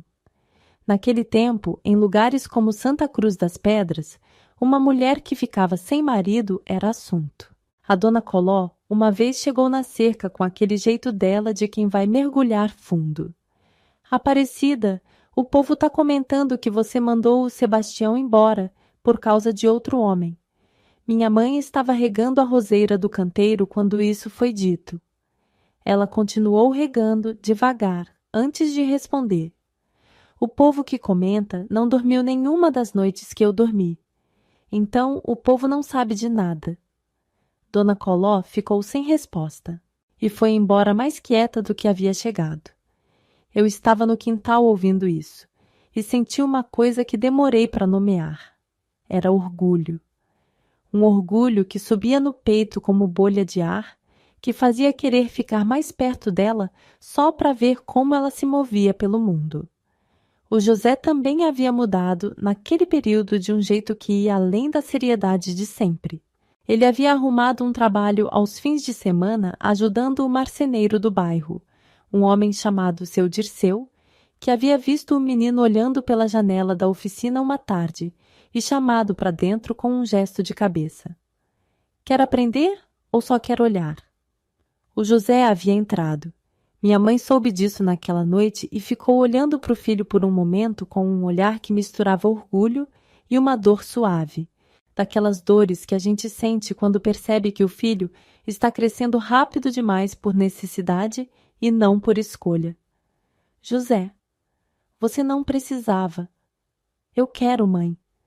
Ele disse isso com uma firmeza que ela não contestou. Eu quero ajudar. Havia noites em que eu deitava na cama e ouvia a vovó Zenaide rezando no quarto dela, aquela reza baixinha e constante, como água de rio que não para nunca. e havia uma paz naquele som que me ajudava a adormecer. A vida ainda era dura, mas havia uma diferença fundamental entre a dureza de antes e a dureza de agora. Antes, a dureza vinha de dentro de casa. Era a dureza de ter medo de quem deveria proteger, de engolir o que deveria ser dito, de ser pequena dentro do próprio lar. Agora, a dureza era do mundo lá fora. E o mundo lá fora, por mais difícil que fosse, tinha uma qualidade diferente. Tinha saída, tinha horizonte.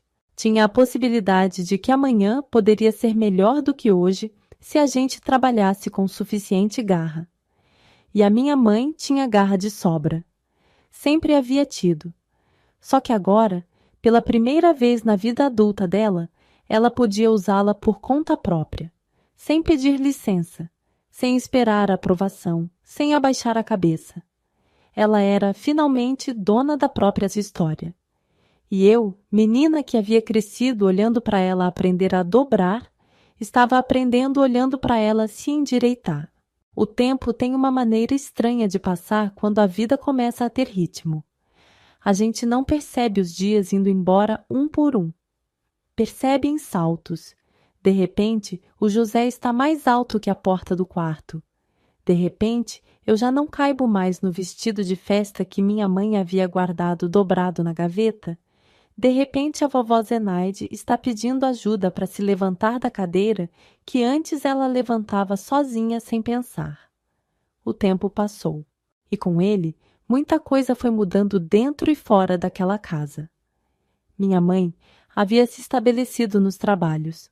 A professora Lourdes havia aumentado os dias de lavagem de roupa, de 2 para 3 por semana, porque havia ficado satisfeita com o serviço e porque havia gostado de ter Aparecida por perto, como ela própria disse certa vez, com aquele jeito dela de escolher palavras com cuidado. Seu Florêncio da farmácia havia pedido que ela também ajudasse na arrumação das prateleiras nos dias em que a faxina acabava cedo, o que significava um pouquinho mais no envelope do fim do mês. Era pouco, mas era crescente. E crescente é diferente de pouco. Havia uma coisa, porém, que eu observava na minha mãe naquele período com uma atenção que criança não sabe que tem, mas tem. Toda noite, depois que a vovó Zenaide ia para o quarto e eu e o José íamos deitar, minha mãe ficava sozinha na sala por um tempo. Eu sabia disso porque havia noites que eu não conseguia dormir de imediato e ficava ouvindo o silêncio da casa. E dentro desse silêncio havia um som pequeno e constante que levei um tempo para identificar. Era o barulho de papel. Ela estava lendo, ou tentando. Uma noite eu me levantei com sede e a encontrei sentada à mesa da cozinha, debaixo da luz fraca do candeeiro, com uma folha de papel na frente e um lápis na mão. Ela levantou os olhos quando me viu aparecer, e por um segundo pareceu uma criança flagrada fazendo algo que não devia, mas logo relaxou. Não conseguiu dormir? Qual é essa folha? Eu me aproximei sem cerimônia. Ela hesitou um instante. Depois empurrou o papel levemente na minha direção. Era o alfabeto, escrito com aquela letra incerta de quem está aprendendo, cada letra uma conquista separada, algumas grandes demais, outras inclinadas para o lado errado, algumas apagadas e refeitas mais de uma vez. Olhei para a folha. Olhei para ela. A professora Lourdes me deu. Ela está te ensinando? Estou aprendendo. Ela corrigiu suavemente, com um orgulho pequeno, mas real na voz. Eu que pedi. Toda vez que eu termino a lavagem e ela ainda está em casa, ela me dá um tempo. Mostra as letras, me faz escrever. Eu fiquei olhando para aquela folha por um tempo. Para o alfabeto desenhado pela mão da minha mãe, letra por letra, com aquele lápis que ela segurava com uma firmeza de quem sabe que está segurando algo importante. Minha mãe havia sofrido o que havia sofrido. Havia perdido 2 filhos. Havia sido humilhada por anos. Havia ficado sem marido, sem dinheiro, com 2 filhos para criar sozinha no interior do Brasil. E ali estava ela, na luz de candeeiro, aprendendo a desenhar a letra A. Eu precisei engolir alguma coisa que subiu na garganta antes de conseguir falar. Você vai aprender tudo, mãe. Ela me olhou com aqueles olhos mel que apertavam quando sentia coisa forte, e disse, com uma simplicidade que ficou em mim para sempre: Eu sei que vou. Já devia ter aprendido antes, mas aprendo agora. Voltei para o quarto e deitei na cama com o coração cheio de alguma coisa que não sabia nomear bem. Era uma mistura de tristeza e admiração tão entrelaçadas que eu não conseguia separar uma da outra. Tristeza por tudo o que havia sido tirado dela, o tempo, a juventude, a leveza que ela deveria ter tido. Admiração porque, mesmo depois de tudo, ela estava ali, com um lápis na mão, recomeçando. Essa cena ficou em mim como uma dessas coisas que formam o caráter de uma pessoa sem pedir licença. Foi olhando para minha mãe naquela noite que eu decidi, com a firmeza de quem não sabe que está decidindo, mas está, que eu ia estudar. Que eu ia estudar por mim e um pouco por ela também. A professora Lourdes era uma mulher boa, não do tipo que faz bondade por aparecer, do tipo que faz bondade porque não concebe outra maneira de existir no mundo. Ela havia percebido na minha mãe uma inteligência que a falta de estudo havia guardado em caixinha, e havia tratado de abrir essa caixinha com a paciência de quem sabe o valor do que está fazendo. Em poucos meses, minha mãe estava juntando letras, depois palavras, depois frases curtas. A professora Lourdes me contou isso anos depois, quando eu já era moça, com um sorriso de quem guarda uma memória boa no lugar mais seguro que tem. Sua mãe aprendia diferente das crianças, ela disse. As crianças aprendem porque têm que aprender. Sua mãe aprendia como quem está reconquistando algo que era dela por direito e que alguém havia guardado fora do alcance por tempo demais. Eu pensei muito nessa frase com o passar dos anos. Havia também outra transformação acontecendo naquele período, mais quieta, mas igualmente importante. Minha mãe havia voltado a sorrir. Não o sorriso de boca fechada, aquele que ela havia desenvolvido por necessidade depois do acidente, aquele que ela usava como escudo. Era outro sorriso, o que ela conseguia deixar aparecer quando estava entre gente de confiança, com a vovó Zenaide, com a professora Lourdes, com o seu Geraldo, que vez ou outra passava para saber se precisavam de alguma coisa. Era um sorriso pequeno, suave, que ela controlava ainda, mas que existia. E existir já era muito. Certa tarde eu a ouvi rindo na cozinha. Uma risada de verdade, curta, que saiu sem planejamento. A vovó Zenaide havia dito alguma coisa engraçada sobre as galinhas do quintal, e minha mãe havia rido. Eu estava no corredor e parei ali, encostada na parede, com o coração fazendo uma coisa estranha. Eu nunca havia ouvido minha mãe rir assim, dentro de casa. Naquele momento, alguma coisa se reorganizou dentro de mim. Como quando a gente carregou um peso por tanto tempo que esqueceu que era peso e de repente alguém tira e a gente percebe pela leveza o quanto havia carregado. Havia noites em que eu me pegava pensando nos meus irmãos. Firmino com o riso que explodia do corpo inteiro. Bento com os olhos mel e o jeito suave de andar. Eu nunca falei muito sobre eles naquele período porque a dor era grande demais para caber em conversa. Mas eles estavam presentes, sempre, como aquela luz que fica no olho depois que a gente olha para o sol. Mesmo fechando os olhos, ainda está lá. Minha mãe rezava por eles toda noite.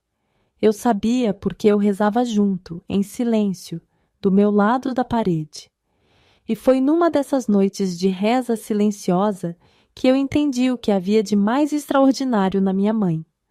Não era a força, não era a coragem, era a capacidade de não deixar a dor virar amargura, de carregar o luto sem deixar que ele se transformasse em veneno, de seguir em frente sem fingir que não havia perdido nada. Ela havia perdido muito, e não fingia que não, mas também não deixava que a perda fosse a última palavra. Isso, minhas amigas, eu aprendi olhando para ela, e foi o ensinamento mais importante que eu trouxe para minha própria vida, que a dor não precisa ser a última palavra, que a gente pode sofrer de verdade, chorar de verdade, e ainda assim, quando o choro acabar, levantar, acender a luz e continuar. Minha mãe estava juntando, tijolo por tijolo, uma vida nova, devagar, com a teimosia de quem sabe que o que está construindo é para durar. E o tijolo mais importante estava prestes a ser colocado. O tijolo que começou com uma visita à cidade, com uma porta que ela empurrou com o coração acelerado, com um homem de jaleco branco que a examinou sem julgamento e disse quando terminou: "A senhora tem estrutura boa. Isso aqui é só uma questão de tempo e de recurso." Ela havia juntado o dinheiro por quase um ano, centavo por centavo, da lavagem da professora Lourdes, da faxina do seu Florêncio, das horas extras que ela nunca recusava. Estava prestes a recuperar o que havia perdido naquela queda no poço tantos anos atrás. Estava prestes a sorrir. Ela saiu de casa naquela manhã sem me dizer aonde ia. Eu sabia. Não porque ela havia me contado. Minha mãe era discreta com os planos dela, como quem aprendeu cedo que anunciar uma coisa antes de acontecer é quase um convite para que o destino mude de ideia. Mas eu sabia pelo jeito que ela havia se arrumado naquela manhã. Tinha colocado o vestido cor-de-rosa que ela guardava para ocasiões que mereciam. Havia penteado o cabelo com um cuidado diferente do cotidiano. Havia passado uma colônia suave que a vovó Zenaide havia ganhado de presente da professora Lourdes no aniversário, e que as duas dividiam com uma generosidade que eu achava terna. Ela saiu com o dinheiro guardado no embrulho de pano que ficava no fundo da gaveta. Aquele dinheiro que havia levado quase um ano para juntar. Centavo por centavo, lavagem por lavagem, faxina por faxina, hora extra por hora extra, sem reclamar, sem pedir, sem esperar que ninguém fizesse por ela o que ela podia fazer por si mesma. A vovó Zenaide ficou na porta vendo ela ir. Eu fiquei do lado da vovó, as duas em silêncio, acompanhando o passo dela pela estrada de terra até ela dobrar a esquina e sumir. A vovó colocou a mão no meu ombro e disse baixinho, mais para ela mesma do que para mim: "Hoje é um dia bom." Passou a manhã toda e o começo da tarde sem ela voltar. Eu tentei fazer as coisas de sempre, ajudar a vovó na cozinha, varrer o terreiro, dar milho para as galinhas, mas minha cabeça estava na estrada, no ônibus, na cidade onde minha mãe havia ido. O José chegou da oficina do seu Dirceu, no fim da tarde com a roupa cheirando a serragem e uma pergunta no rosto quando não encontrou ela na cozinha. "Onde está a mãe?" Foi à cidade. Ele assentiu com aquela seriedade dele, foi lavar o rosto e sentou na soleira da porta dos fundos esperando. A gente não falou nada. Era aquele tipo de espera que não precisa de conversa. O sol havia descido quase todo quando a gente ouviu o portão. O passo dela pela estrada de terra eu reconhecia desde sempre. Havia um ritmo nele que era só dela, uma cadência que minha memória havia decorado sem precisar tentar. Mas aquele passo era diferente. Estava mais leve, não mais rápido, não mais lento, mais leve, como se ela estivesse pisando num chão que havia ficado diferente de manhã para tarde. Ela entrou pelo portão e parou quando nos viu ali. Eu na janela, o José na soleira, a vovó Zenaide atrás de mim. Ficou um segundo olhando para a gente com um olhar que eu não consegui ler imediatamente, e então sorriu. Mas não foi aquele sorriso de boca fechada. Não foi aquele sorriso cauteloso, controlado, calculado para não mostrar o que faltava. Foi um sorriso de boca aberta, largo, escancarado, com os dentes novos brancos que o dentista havia colocado naquele dia, dentes que eram dela por direito desde sempre, mas que a vida e o acidente e a pobreza e os anos haviam guardado longe demais. A vovó Zenaide fez um som que não era choro e não era riso, era os dois misturados, e se adiantou até a filha com uma velocidade que eu nunca havia visto nela, com aquelas pernas de senhora que já não corriam mais. Abraçou a filha com uma força desproporcional ao tamanho dela. O José ficou parado na soleira por um momento. Vi o queixo dele tremer. Depois ele foi também, e ficou de pé atrás da vovó com a mão no ombro da mãe, sem conseguir falar, que era o jeito dele de dizer o que não cabia em palavra. E eu fiquei onde estava por um segundo, olhando para aquela cena. Minha mãe no meio do terreiro, com o vestido cor-de-rosa, abraçada pela vovó e pelo irmão, sorrindo aquele sorriso novo que era também o mais antigo dela, o que havia existido antes de tudo que tentou apagá-lo. Depois fui eu também. Entrei naquele abraço sem cerimônia e ficamos ali, os quatro, no terreiro da nossa casinha de barro, com o sol acabando de se pôr atrás da Serra do Cruzeiro, e o céu ficando daquela cor de laranja queimado que eu vou carregar na memória até o último dia da minha vida. Naquela noite, minha mãe foi até o espelho do corredor. Era um espelho velho, manchado, cheio de pontos escuros onde o estanho havia cedido com os anos. O mesmo espelho que havia estado na nossa casa desde sempre, que havia refletido tristeza e luto e cansaço por tantos anos. Ela ficou de frente para ele, sozinha, achando que eu não estava olhando, mas eu estava, escondida no canto do corredor, sem respirar. Ela ficou olhando para o próprio reflexo por um tempo. Passou a mão levemente pelo rosto, como quem está se apresentando a si mesma. E então sorriu. Sorriu devagar, como quem quer ver como é. Como quem está testando algo que estava guardado há tempo demais e quer ter certeza de que ainda funciona. E então sorriu de vez. Com a boca toda aberta, os olhos fechados, a cabeça levemente inclinada para trás, como quem recebe uma chuva boa depois de seca longa. Eu mordi o lábio para não fazer barulho, porque aquele momento era dela. Só dela. Havia sido ganho com cada dia difícil, cada noite sem dormir, cada centavo guardado, cada palavra engolida e cada palavra que ela havia finalmente deixado sair quando era a hora. Ninguém havia feito aquilo por ela. Ela havia feito por ela mesma. E era por isso que o sorriso era daquele jeito, inteiro, sem dívida, sem concessão, sem pedir licença. Minhas amigas, eu tenho 77 anos. Já vi muita coisa bonita nessa vida. Já vi filho nascer. Já vi o sol nascer sobre o mar. Já vi jardim florido em dia de festa. Mas eu nunca vi nada tão bonito quanto aquele sorriso da minha mãe na frente do espelho manchado, naquela noite, no corredor da nossa casinha de barro, em Santa Cruz das Pedras. Porque aquele sorriso não era só estético. Não era só os dentes novos. Era o símbolo de tudo que ela havia atravessado e não havia a deixado dobrar. Era a prova viva de que é possível ser destruída por fora e guardar intacto por dentro o que você é de verdade. Meu pai havia tentado, à sua maneira torta e cruel, apagar aquela mulher. Havia tentado convencê-la de que ela era menos, que ela era feia, inútil, dependente, pequena. Havia tentado transformar um acidente da vida numa marca de vergonha permanente. E ela havia respondido com um sorriso. Não na hora, não na raiva, não no grito.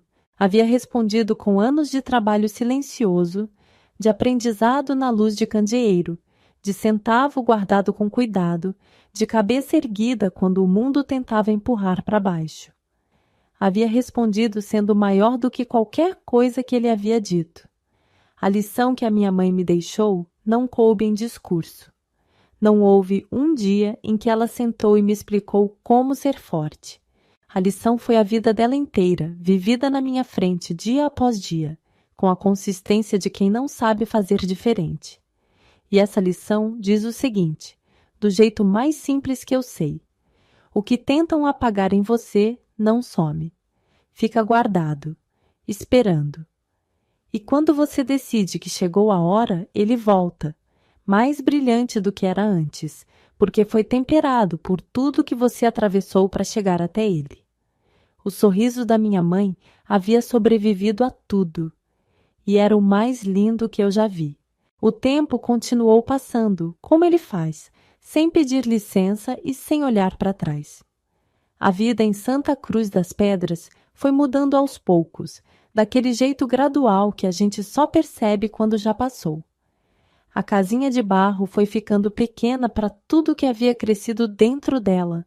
Não só a gente em tamanho, mas em sonho, em determinação, em possibilidade. Eu estudei. Estudei com uma garra que eu reconheço hoje como herança direta da minha mãe. Aquela mulher que havia aprendido o alfabeto de adulta na luz de candeeiro, que havia desenhado as letras com a mesma mão que lavava roupa e esfregava chão, e que nunca havia reclamado que era tarde demais ou difícil demais. Como eu poderia reclamar, tendo visto aquilo? Me formei. Saí de Santa Cruz das Pedras com um diploma e com tudo que a minha mãe havia plantado em mim, que valia muito mais do que qualquer papel.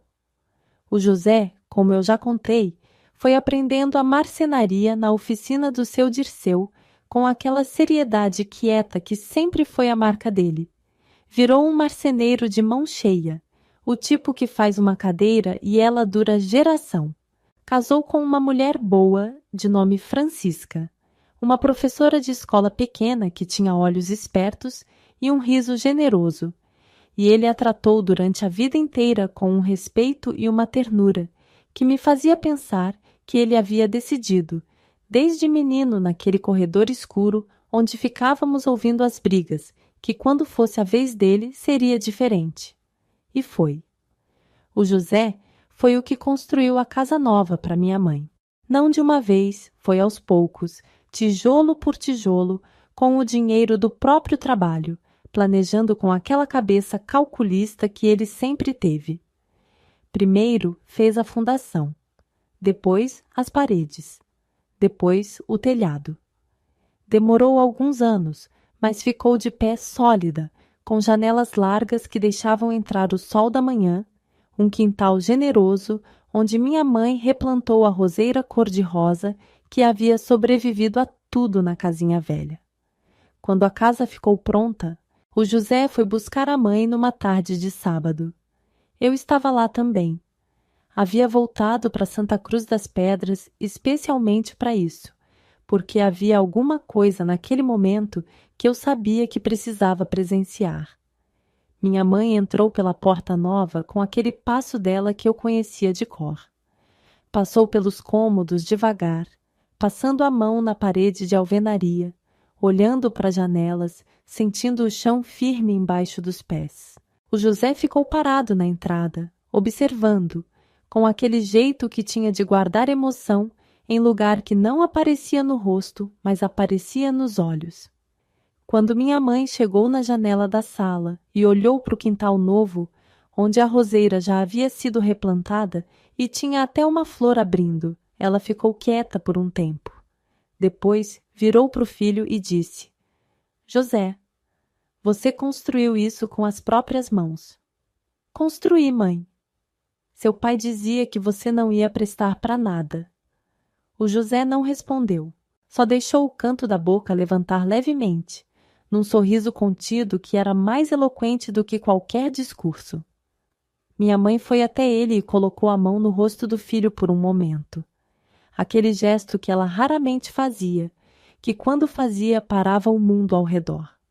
Depois tirou a mão, virou de frente para a janela de novo e ficou olhando para o quintal com um olhar que eu soube ler perfeitamente. Era satisfação, era paz.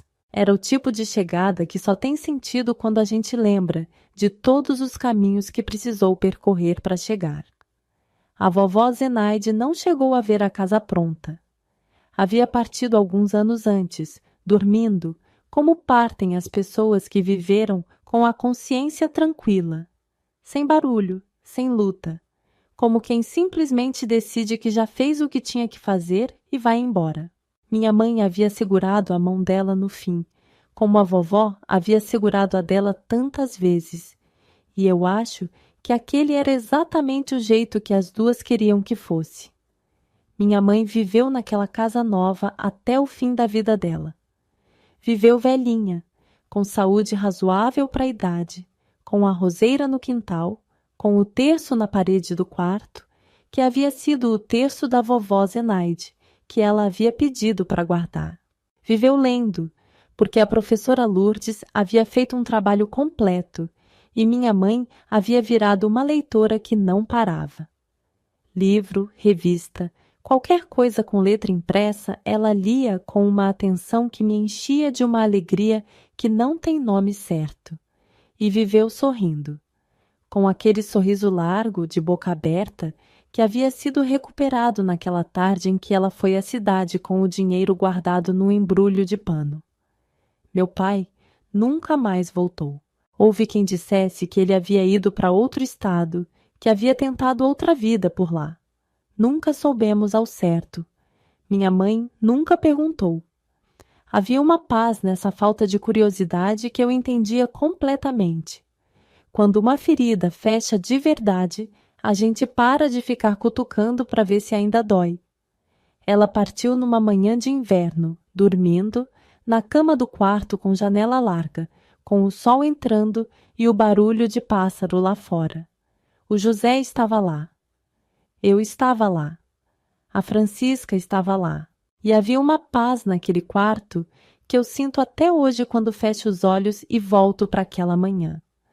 No rosto dela, quando ela foi, havia um sorriso suave. Aquele que fica quando a vida foi vivida inteira, sem deixar a parte mais importante por fazer.